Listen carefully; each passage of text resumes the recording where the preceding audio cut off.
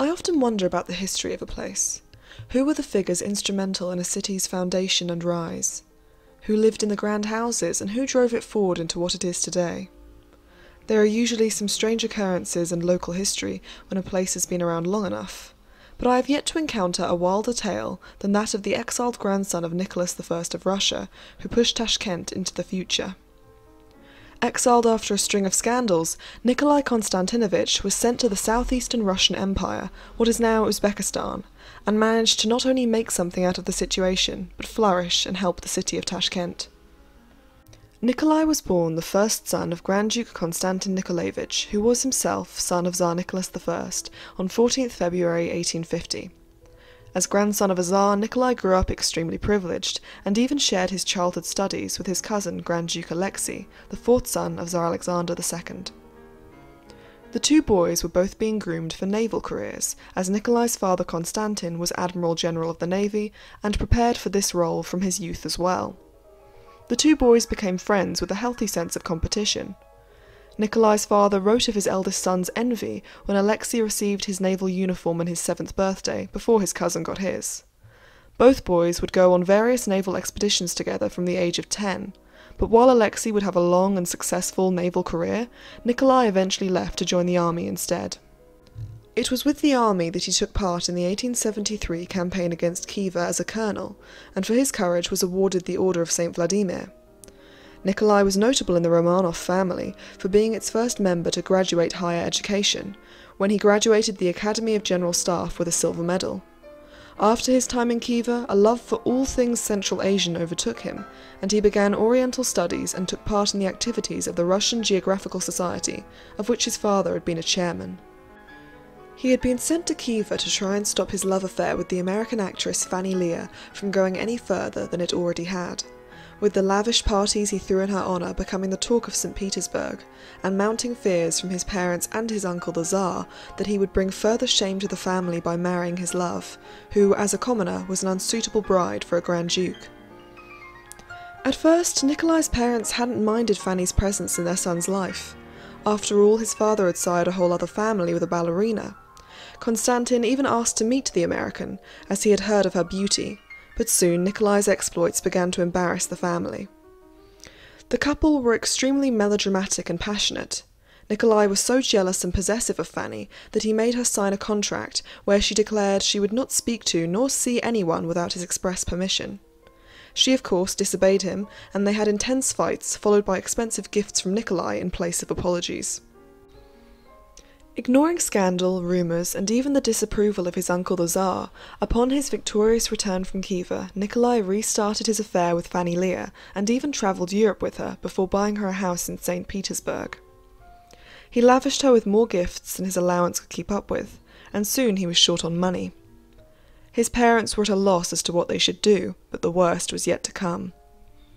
He went a step further in scandalising his family by giving Fanny a ticket to the wedding of his cousin, the Tsar's only surviving daughter, Maria Alexandrovna. The last thing the Tsar needed was a scandalous American at the wedding. He did not wish his only daughter to marry Alfred, the Duke of Edinburgh, the second son of Queen Victoria, and moved to England, as he did not like the groom, who was known for his womanising and temper, nor did he think his beloved daughter would do well so far away from her homeland. Fanny Lear couldn't have cared less about this, and attended the wedding despite her reputation. This event caused more fighting between Nikolai and his paramour, as he was jealous of the attention she received at the wedding he had literally given her tickets to. After this, more gifts were promised, but his wallet was failing to deliver, so more extreme measures were needed. Nikolai's mother was the renowned beauty and musical talent Alexandra Iosifovna. As a young woman, she hosted musical soirees where she performed herself, and was much loved by society for her cheerful personality and good looks. Many admired her, including Strauss, the composer, who dedicated a waltz and a quadrille to her, and even Tsar Nicholas I, who was passionate about both female beauty and music. Alexandra received a special gift from her father-in-law for her wedding to Constantine, a diamond-encrusted icon of the Virgin Mary, a relic in the family. It was this very same treasured wedding present that her son Nikolai smashed and stole 3 diamonds from to give to his mistress in the April of 1874. A few days later, on April 10th, his mother noticed the precious icon broken and the diamonds gone. Konstantin and Alexandra called the police, not yet suspecting their own son had gone to such depths of immorality. 2 days later, the investigation had found the diamonds pawned, and the man who had pawned them was Nikolai's adjutant. Nikolai was brought in for questioning, calm, cheerful even, and completely unrepentant. He even swore his innocence on a Bible. Later on, his father interrogated him for 3 hours and brought out a full confession, and yet still he was not sorry. Fanny Leah had her house raided and was arrested and paid 50,000 rubles to return all gifts, letters, and anything else that might be further scandalizing to the family, and of course for her immediate departure from Russia. She got off so lightly thanks to her already having known the man sent to negotiate with her, Count Levashov. The story just kept getting worse for the imperial family. Tsar Alexander comforted his brother Konstantin, who was heartbroken by his son's actions. Konstantin, ashamed to have a criminal for a son, wanted him to be declared insane. He got his wish, and Nikolai was declared mentally unstable, dismissed from the army and stripped of all his ranks and awards, but managed to keep his title and 12,000 rubles a year as an allowance. His inheritance was given to his younger brothers, and he still faced lifelong exile. While official papers were banned from mentioning him, all of St. Petersburg had heard of the diamonds and Nikolai's insanity. The diagnosis of his mental instability helped to lessen the blow to the family. It would have been impossible for his father Konstantin to keep many of his official positions if he had a criminal for a son instead of just an insane one. Nikolai was put under his father's care, and that was presumed to be the end of the matter. However, his story and scandals were far from over. One would think that Nikolai was now forced to stay in St. Petersburg, hidden away in his father's house, but that could not have been further from what happened. He still had enough money to live comfortably, and had no real restrictions as to what he could do. The only thing that seemed to have been taken away from him was responsibility. And so he decided to travel. And as he was still a member of the Imperial Russian Geographical Society, he picked up where he had left off in Khiva and began to write research papers on Central Asia, which had always been something he was passionate about and planned to do since the Khiva campaign. He lived in 10 different places after his diagnosis, and even had 2 children with a mistress, Alexandra Abasa. And in 1878, 4 years after the diamonds and Fanny Leah, he wound up in Orenburg, where he met a noblewoman, Nadezhda von Raya, whom he married in 1882. In 1880 he was brought to Sablino, near St. Petersburg, and things were looking up for Nikolai's chances of being forgiven by the Tsar. Alexander II may have considered pardoning his nephew after much persuading by Constantine, but in 1881 disaster struck when the Tsar was killed by a bomb thrown by nihilists. Alexander II was known as Tsar Liberator for his freeing of the serfs in 1861. There had been a small chance of pardon with him, but when his son Alexander III ascended the throne, determined to punish those who had killed his father, the hope of forgiveness was soon forgotten. Alexander III was far stricter and more concerned with the upkeep of morals compared to his father, at least when it came to scandal. He was ashamed of his cousin's actions, and when Nikolai wrote to him about going to his uncle's funeral, he told him so and barred Nikolai from attending. Nikolai had always had revolutionary leanings, another shame on the family, but after being banned from the funeral, he took his views even further by refusing to swear allegiance to the new Tsar. He was certified insane a second time after this, just to make sure he didn't become a symbol or martyr for revolutionaries. He was kept in a fortress for a time, before being promptly shipped off to Tashkent. The Holy Synod annulled the marriage when they heard of it, but Nadezhda still followed Nikolai to Tashkent. One would expect a Grand Duke, used to palaces and high society, to languish away in a place like Tashkent. Its origins can be found over 2,000 years ago, and it has had many names over the years, but has held its current name since the 11th century, meaning a stone city. It was shaped by Arab rule and oppression for 2 centuries. Then Genghis Khan captured the region, leading to a decline and then an expansion that would house the many peoples that came after the Mongol horde. Tashkent has been part of too many states to name, and each conquest of it has changed it slightly, shaping its culture and history. In the early 19th century, the city had grown enough to become the largest centre of trade with Russia, and in 1865, along with many of its neighbouring areas in Central Asia, Russian troops took the city and began to build it up further still. And it was this Tashkent, with an old town full of artisans and merchants, and its new town built only recently for industry, that Nikolai Konstantinovich arrived in. He continued to fund expeditions and research about Central Asia. Nadezhda eventually went back to St. Petersburg with her children, shortly after Nikolai bought and then married a Cossack girl named Daria Chasovatina in 1895, whom he went on to have 3 children with.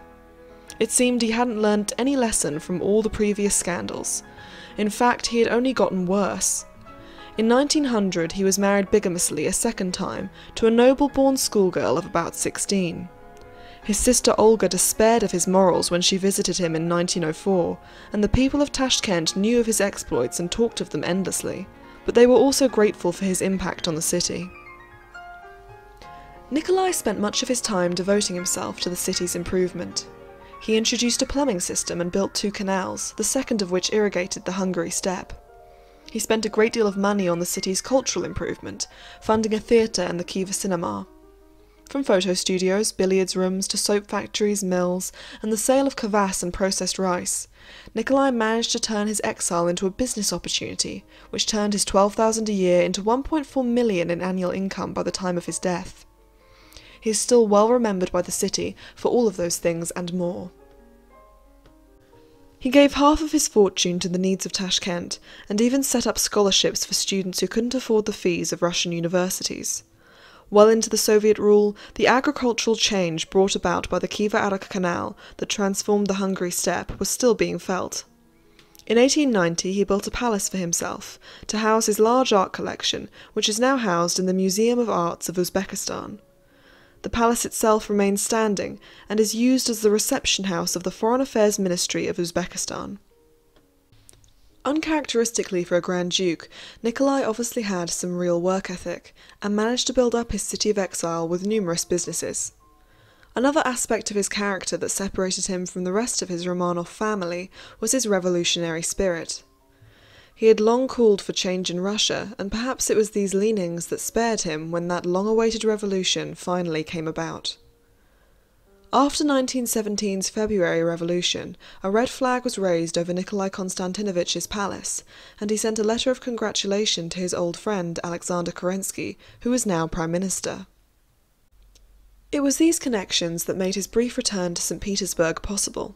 He visited his first wife Nadezhda and got to attend the baptism of his granddaughter Natalia, whose own interesting story I will discuss later on.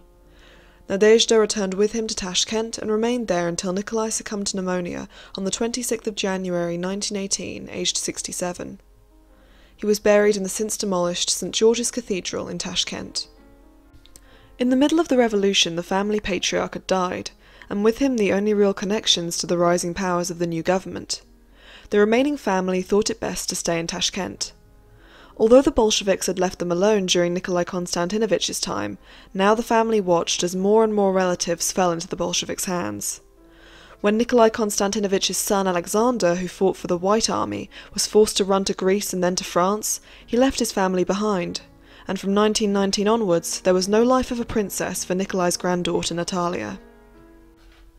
Her mother moved Natalia and her brother Kirill to Moscow after Alexander fled. The family posed as commoners in conditions far from what they were used to, but things were made a little easier when in 1924 Natalia's mother married Nicholas Andrusov and the family could take his last name.